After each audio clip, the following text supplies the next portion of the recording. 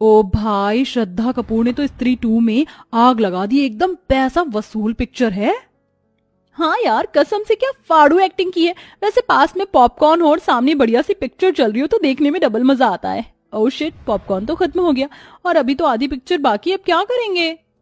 Just chill babes, popcorn ही तो खत्म हुए हैं, बट हमारी काली सौतेली बहन किस दिन काम आएगी। तभी पुराना सा सलवार कमीज पहने सिंपल सी चोटी में कमरे में किंजल आकर पूछती है, मोना रीटा, तुम दोनों बता दो डिनर में क्या खाओगे। देखो मोना, हमारी प्यारी काली बहन की उम्र कितनी लंबी है, नाम लेते ही हाजिर हो गई। किंजल, जाओ और जाके हमारे लिए पॉपकॉर्न ले आओ। पर रीटा, एक तो पहले ही डिनर के लिए इतनी देर हो चुकी है, रात के 11 बज रहे हैं। अगर इस टाइम तुम दोनों पॉपकॉर्न खाओगी तो फिर रात का डिनर किस टाइम में करोगी। ये सुनते ही दोनों गोरी सौतेली बहनें गुस्से में लाल पीली हो जाती हैं। अबे ओ फटे दूध की फफूंदी सी शक्ल वाली बहन जी, तेरा काम सिर्फ हमारा ऑर्डर मानना है, ऑर्डर देना नहीं, समझी। अब जा जल्दी और पॉपकॉर्न ला। और रही बात डिनर करने की, तो वो हम अपने टाइम पर ही करेंगे, रात के 1 बजे। अब दफा हो यहाँ से, काली गुलाब जामुन। नम आंखें लिए बेचारी काली किंजल किचन में जाके पॉपकॉर्न बनाती है। किंजल की माँ गंभीर लंबी बीमारी से सालों पहले गुजर चुकी थी, इसलिए पिता देव प्रेरणा से दूसरी शादी करके ले आई, जिनसे मोना और रीटा हुई। दोनों दूध के जैसे गोरी चिट्टे रंग वाली थी, इसीलिए घमंडी मिजाज की थी। वहीं किंजल काली और बदसूरत थी, लेकिन उसका दिल हीरे की तरह था। मगर हर दिन ही उसे अपनी सौतेली माँ और बहनों के ताने सुनने पड़ते थे। मोना रीटा, ये लो तुम्हारे पॉपकॉर्न, अब बता दो डिनर में क्या खाओगी। ऐसे करो, आज हमारे लिए कैप्सिकम की सब्जी, जीरा राइस, शाही पनीर, कढ़ाई पनीर बनाना। ये तो रहा मेरा। मैं डिनर में वेज पुलाव खाऊंगी चिली चटनी के साथ। हमारी ये पिक्चर खत्म होने से पहले हमारा डिनर हमें परोसा हुआ मिल जाना चाहिए, शार्प 1 बजे। ठीक है, मिल जाएगा। किंजल जल्दी से रसोई में आकर डिनर बनाना शुरू करती है, तो वहीं दोनों सौतेली गोरी बहनें मस्ती मार कर पिक्चर देख रही थी। ऐसा करती हूँ, कढ़ाई पनीर और शाही पनीर बनाने के लिए एक ही साथ पनीर फ्राई कर लेती हूँ और बाकी सब्जियों का काटा पीटी भी कर लेती हूँ, इससे थोड़ा टाइम बचेगा। देखते देखते सब्जी बनाने में रात के 12 बज जाते हैं, तो डरे लफ्जों में किंजल बोलती है, मेरे पास केवल 1 घंटा रह गया। अगर 1 घंटे में मैंने दोनों को डिनर नहीं करवाया तो वो कल की तरह ही करेंगी। नहीं नहीं, जल्दी कर किंजल। देखते देखते घड़ी की सुई 1 पर आ जाती है, लेकिन दोनों सौतेली बहनों को डिनर परोसने में किंजल को 2 मिनट लेट हो जाता है, तो दोनों अकड़ जाती हैं। तुमने हम दोनों को 2 मिनट लेट डिनर दिया है, इसकी पनिशमेंट मिलेगी। लो खाओ खाओ, बहन के हाथ से खाने से प्यार बढ़ता है। नहीं नहीं मोना, मुझे क्षमा कर दो, कल से बिल्कुल देर नहीं होगी, मैं तुम दोनों को टाइम से डिनर करवाऊंगी। बोलते बोलते किंजल की आंखों से डर के मारे आंसू छलक पड़ते हैं। मैंने कहा खाओ। मोना भाप निकलता खाना उसे खिला देती है। खाना काफी ज्यादा गर्म होने की वजह से बेचारी किंजल का मुंह जल जाता है। फिर मोना रीटा डिनर करते करते रात के 1 से 2 बजा देती हैं। किंजल झूठी प्लेट उठाकर किचन में आ जाती है और बिलख बिलख कर रोने लगती है। हे भगवान, तूने मुझे कैसी जिंदगी दे दी है, अपने घर में मैं नौकरानी हूँ। रोते रोते वो किचन में ही चटाई डालकर सो जाती है। तभी सुबह के 5 बजते माँ प्रेरणा किचन में धमक पड़ती है और लात मारकर जगाती है। अरे ओ काली कलूटन, चलो जल्दी से।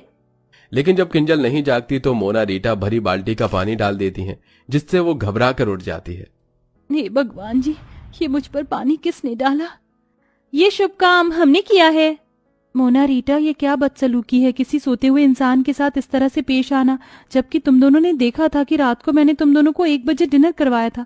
उसके बाद सोते सोते मुझे 2-3 बज गए थे।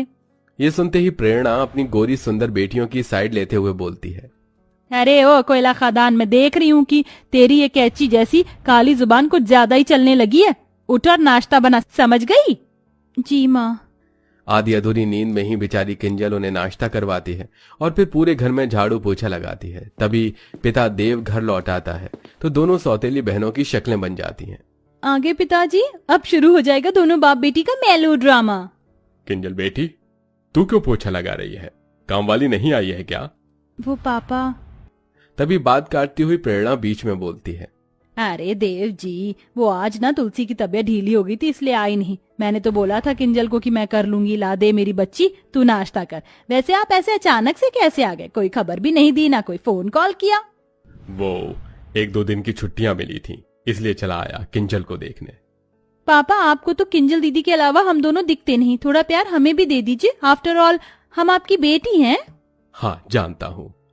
देव अक्सर काम के सिलसिले में महीने महीने बाहर रहता था, इसलिए उसे इस बात की कानों कान खबर नहीं थी कि उसकी दोनों सौतेली बेटियों ने किंजल को नौकर बनाकर रखा था।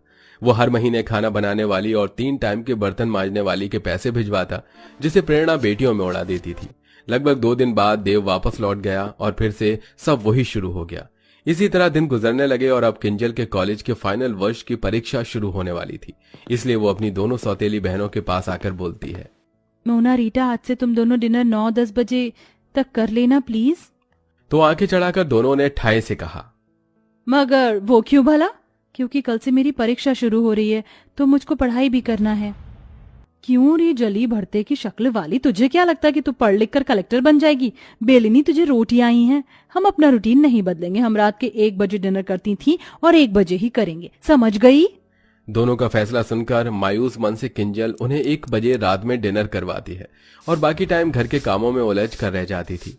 एक दिन जब वो रात के डिनर के लिए दोनों से पूछने आती है तो दोनों शॉर्ट सा गाउन पहने मेकअप में लगी पड़ी थी। मोना रीटा, तुम दोनों कहीं जा रही हो क्या? हाँ, आज हम दोनों पार्टी करने जा रही हैं। अच्छा, तो फिर तुम दोनों खाना तो वहीं से खाकर आओगी ना? तो फिर मैं रात का डिनर रहने देती हूँ। अच्छा जी, क्यों री काली भैंसिया, तुझे क्या लगता है हम तुझे आराम फरमाने देंगे? चुपचाप से हमारा डिनर बनाकर तैयार रखना। आज डिनर में हम आलू गोभी, मिक्स वेज, लच्छा पराठा खाएंगी।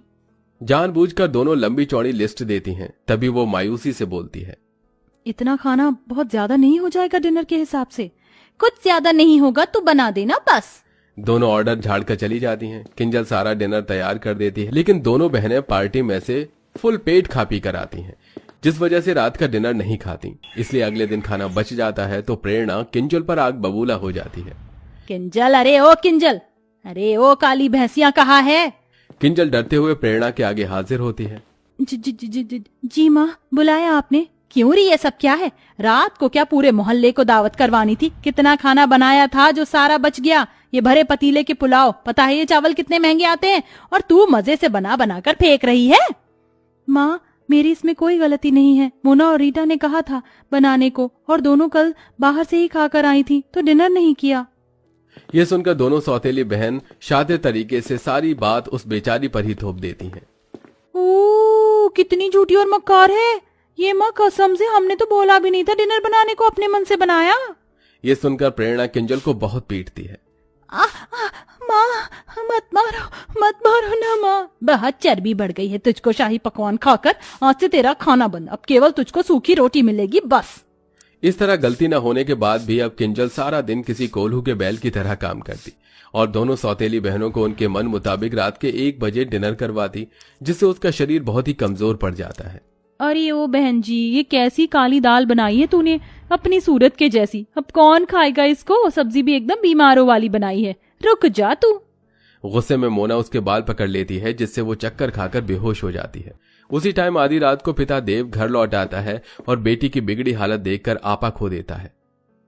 किंजल बिटिया उठना, आखिर तुम दोनों ने क्या किया है इसके साथ? देव डॉक्टर को बुलाता है। जहां एक तरफ डॉक्टर उसकी जांच पड़ताल करते हैं तो वहीं दोनों सौतेली बहनों की आंत सूखी जा रही थी। देखिए, इनके शरीर में बहुत सारे पोषक तत्वों की कमी है। इन्होंने काफी दिन से सही ढंग से खाया पिया नहीं है और इन्हें नींद की भी शिकायत है। इनको भरपूर नींद और अच्छे खान पान की जरूरत है। तभी किंजल को होश आ जाता है। दोनों बहनों को पसीने छूटने लगते हैं। अब तो ये पिताजी के आगे सब बोल देगी, हमारी वाट लगा देगी कि हम इससे रात के 1 बजे डिनर बनवाते हैं। लेकिन किंजल कुछ भी नहीं बोलती, जिससे दोनों घमंडी बहनों का स्वभाव बदल जाता है और वो रोते हुए कहती हैं, आई एम सॉरी किंजल, हम दोनों को माफ कर दो। हमने तुम्हें आधी आधी रात को डिनर बनवाने के लिए मजबूर किया। किंजल दोनों को माफ कर देती है और अंत में दोनों बहनें उसका अच्छे से ख्याल रखती हैं। साथ ही उनकी बुरी लत जो रात के 1 बजे डिनर करने की थी वो भी खत्म हो जाती है। तो देखा दर्शकों आपने, अच्छे स्वभाव से हम किसी का भी दिल जीत सकते हैं, जैसा कि हमारी स्टोरी की काली बहन ने अपने अच्छे स्वभाव से अपनी दोनों खूबसूरत घमंडी बहनों का दिल जीत लिया। तो दोस्तों, आपके हिसाब से रात का डिनर करने का सही टाइम क्या होना चाहिए? कमेंट बॉक्स में जरूर बताइएगा। साथ ही आपको हमारी ये कहानी कैसी लगी हमें ये भी बताइए।